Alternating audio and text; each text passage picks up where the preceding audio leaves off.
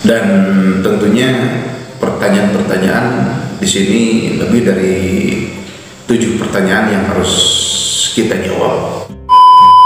Dan jangan wafat kecuali dalam keadaan iman, Islam, dan ihsan.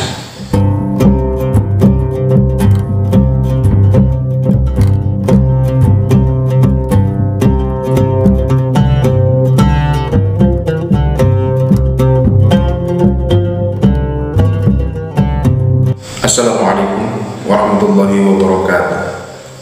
Sahabat santri, bertemu lagi dengan saya yaitu Nurdin Muzan.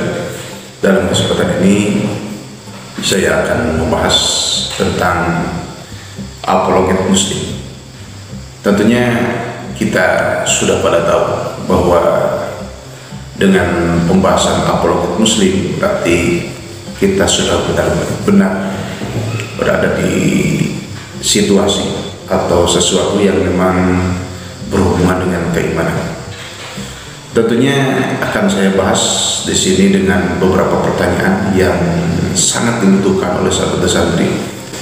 Seberapa penting menjadi apologet muslim, dan tentunya pertanyaan-pertanyaan di sini lebih dari 7 pertanyaan yang harus kita jawab, dan mungkin akan saya jawab satu persatu. Dan yang pertama, apa itu apologet? Apologet kalau menurut kita yang kita baca dari media, yang kita dengarkan dari guru kita, yaitu orang yang membela keyakinan. Kalau di Islam itu membela keyakinan bagaimana orang itu bertahan, itu dalam Islam.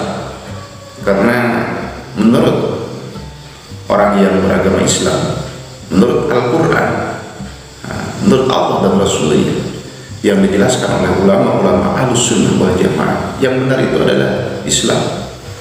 Bahkan agama yang diridhoi oleh Allah Subhanahu wa Ta'ala adalah Islam.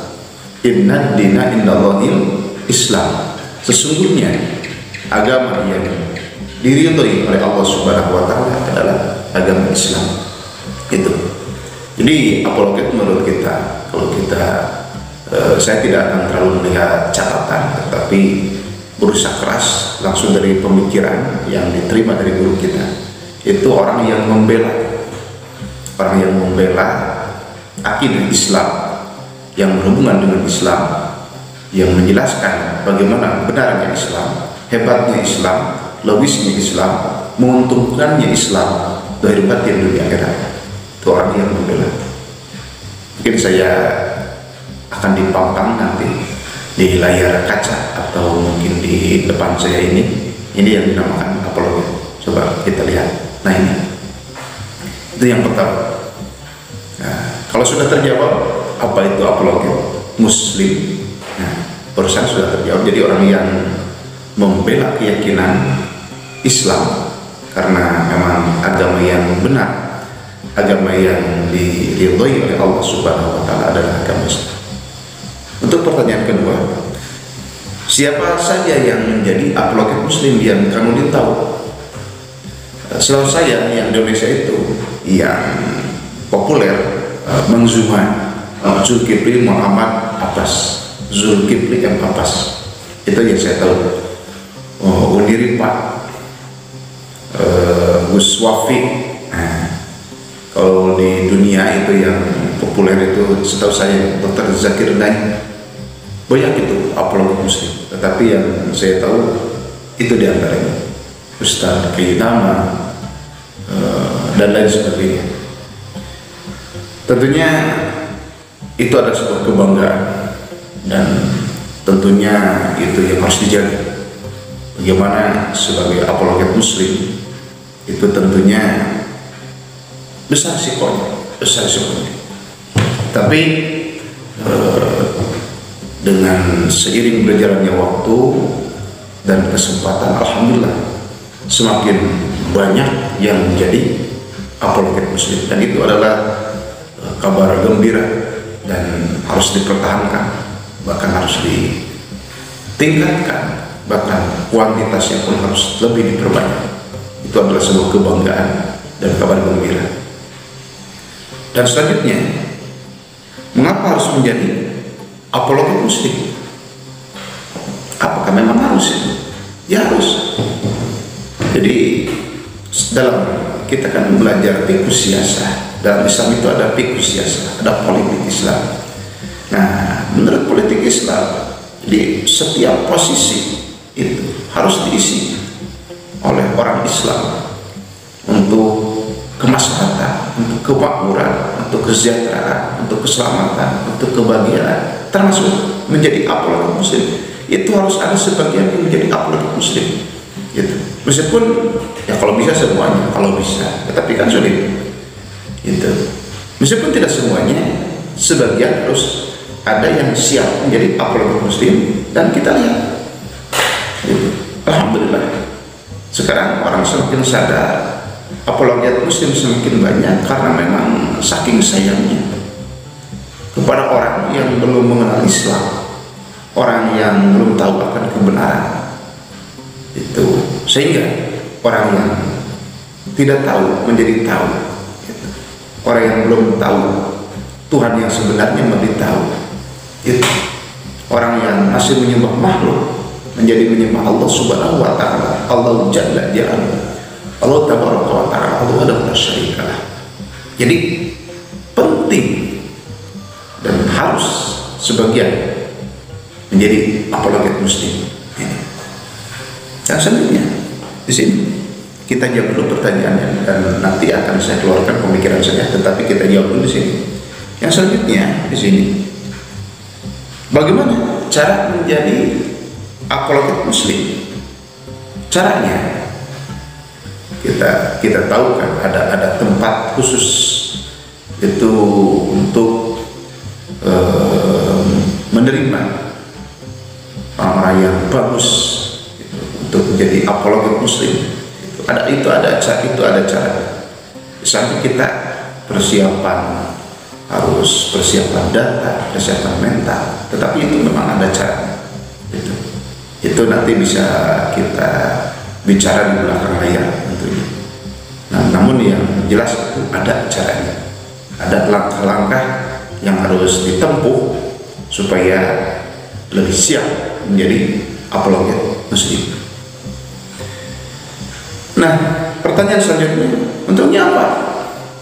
Kalau berbicara untung, tentunya untungnya zahir batin dunia akhirat. Karena menjadi apologet muslim, menjadi debater muslim, menjadi kristal muslim, itu bukan sekedar kita mengenal saja, tetapi ini lebih sudah membela. Membela itu kan sudah di atas, sudah membela, saking sayangnya. Itu. Kalau orang sayang, ini lebih dari orang tersebut yang sayang. Kalau orang umum sayang, ini lebih sayang. Itu untungnya. Jadi benar-benar untung menjadi apologet muslim. Dilihat dari segi dohir batin dunia akhirat. Pertanyaan selanjutnya, apakah harus hafal tentang kitab suci? Nah, pokoknya muslim berdebat dengan orang Kristen, pokoknya itu memang benar harusnya hafal tentang Al-Quran. Itu Quran surat umpamanya Quran surah Al-Baqarah juz 1 ayat 200 umpamanya gitu. Hafal nama suratnya, ayat berapa, juz berapa, bahkan diterima dari guru saya sanad keilmuan. Ini menjadi syarat keilmuan. Kalau kita umpamanya berdebat dengan orang Kristen umpamanya, itu lebih baik, lebih baik kita tahu tentang Bible, tentang Lukas dan lain sebagainya. Kita tahu kitab mereka, karena kita akan meluruskan, kita akan memberikan pencerahan, kita akan memberikan penjelasan. Nah, tentunya itu akan lebih baik kita tahu akan kitab suci dari agama yang lain. Itu akan lebih baik. Jadi di samping Quran, kitab yang lainnya pun itu harus hafal untuk data yang supaya data lebih autentik, supaya kita lebih siap, bukan sekedar asumsi, bukan sekedar pendapat, tapi benar-benar kita berbicara dengan data yang autentik, data yang lengkap, rujukan-rujukan yang memang bisa dipercaya. Quran hafal, atau lebih baik kalau kita dari agama yang lain kita hafal juga. Kalau orang benar-benar ingin menjadi apologet Muslim. Yang selanjutnya di sini, apa yang harus dipersiapkan? Nah, ini semuanya, segalanya kita siapkan. Mental, kesehatan, tentunya yang sudah kita sebutkan, data dan waktu, semuanya harus kita persiapkan. Terutama data dan waktu. Data kita harus hafal, Al-Quran harus hafal, kitab suci yang lain harus hafal. Tetapi yang tidak kalah penting adalah waktu. Karena kita untuk menyadarkan orang, memberikan pencerahan kepada orang, itu kalau kita sebutkan secara hiperbolismenya, dalam waktu 24 jam siang malam kita harus siap, secara offline dan secara online itu. Jadi benar-benar kita melayani, kita ditunggu oleh umat, ditunggu oleh orang-orang yang ingin kebenaran, gitu. Penjelasan kita dengan data, dengan pemikiran cerdas kita, pemikiran profesor kita, gitu, tentunya. Jadi antara data dan waktu itu harus benar-benar kita persiapkan. Dan yang terakhir,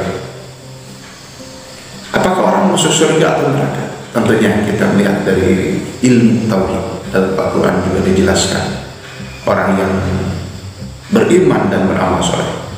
Illal ladzina amanu wa 'amilus shalihat. Innal ladzina amanu wa 'amilus shalihat. Illal ladzina amanu wa 'amilus shalihat. Alladzina amanu wa taqaw, dan lain sebagainya. Orang yang beriman dan beramal soleh, orang yang beriman dan bertakwa, tentunya itu akan masuk ke dalam surganya Allah Subhanahu wa Ta'ala. Iman yang mana? Iman yang benar.